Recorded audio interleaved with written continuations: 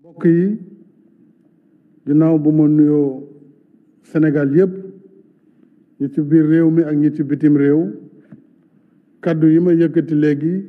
doonte firi nañ ko ci kàllaama wolof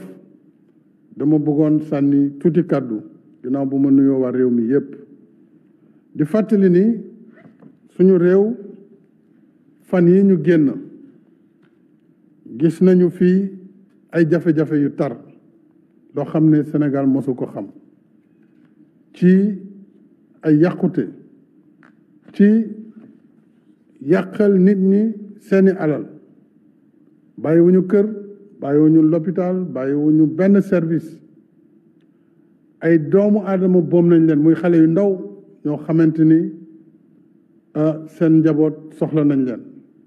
lu ko indi politique ak jàpp ne boo mënee indi ay xale teg leen ci mbedd ñu lim ay dee yu bari dana tax nguur gi fi nekk nemmeerlu wala ñu yàq ko su ko defee yéene yi nga xam ne ñi fi nekk di ko doxal ak ñañu bokkal bitim réew te mu leer naññ na tey jii dafa am connexion bitim réew ak ñi ci biir réew mi ngir yàq Sénégal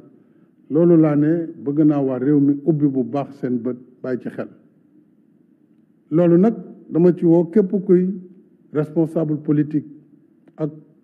boor boo mënti féete képp kuy kilifa ci réew mi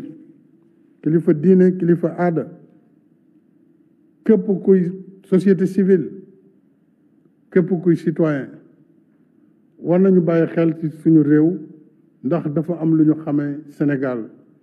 mooy réew moo xam ne waasoo amu fi bokk ndey bokk baay donte nit ñi mën nañ bañ a bokk jëmuwaay walla xalaat loolu moo waral may wane tiis bu tar ci xale yi fi faatu diggante 2021 ak 2023 bi nii loolu nag maa ngi koy jaalewaat seeni mbokk di ko jaalewaat réew mi yépp di wax ne lépp lu ci war état bi def na ko ci wàllu ay l'enquête ngir justice muy tribunal saytu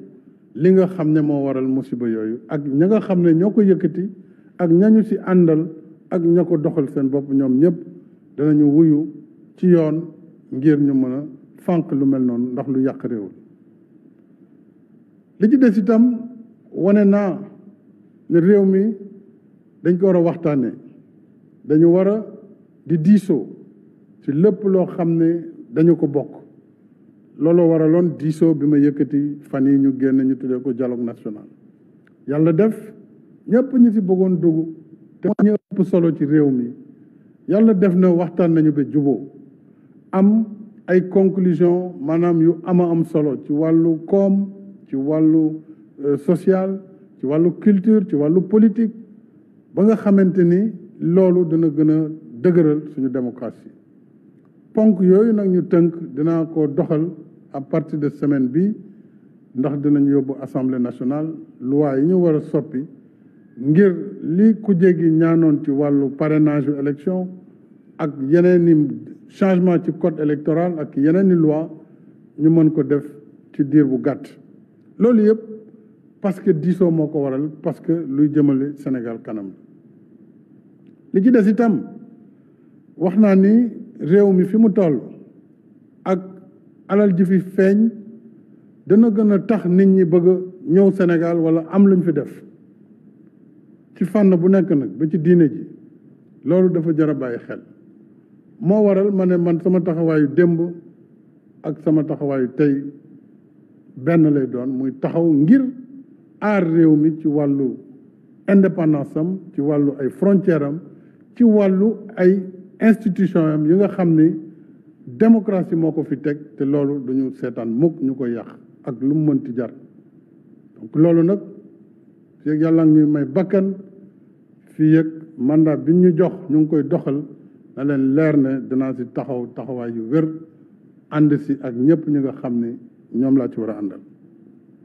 ginnaaw loolu mbokk yi nee naa mbirum élection yi di ñëw coow li bëri na coow li bëri na d'abord may rafetlu ñi nga xam ne dañu ànd ak man ak bëgg ma toogaat ci bopp réew mi wone ko ci anam yu bare ci région yu bari ci réew mi yëpp ci diaspora bi wone ko ci coalition bi muy coalition Benno Bokk Yaakaar ma santaat leen gërëm leen wone ko ci parti bi ma taxawal muy Alliance pour la République bëri na ñoo xam ne sax ay kilifa diine lañu ay citoyens tout simplement jàpp nañu ne fi réew mi toll président war na mën a taxawaat surtout que am na ci yoon may na ko muy constitution bi tax lu leer la 2016 biñ ko defee 2016 bañ ko defee conseil constitutionnel ci boppam moo joxe woon ndigal ngir ñu dindi disposition transitoire bi ma ci defoon ngir ñu mënoon compter mandat bu njëkk bi loolu nag donte am naa droit bi donte itam ñu bare seen sago moo doon tey ma taxawaat dama jàpp ne man sama wareef ci Sénégal defar ko la du lu ko yàq du ma mos a bokk mukk su luy delloo Sénégal ginnaaw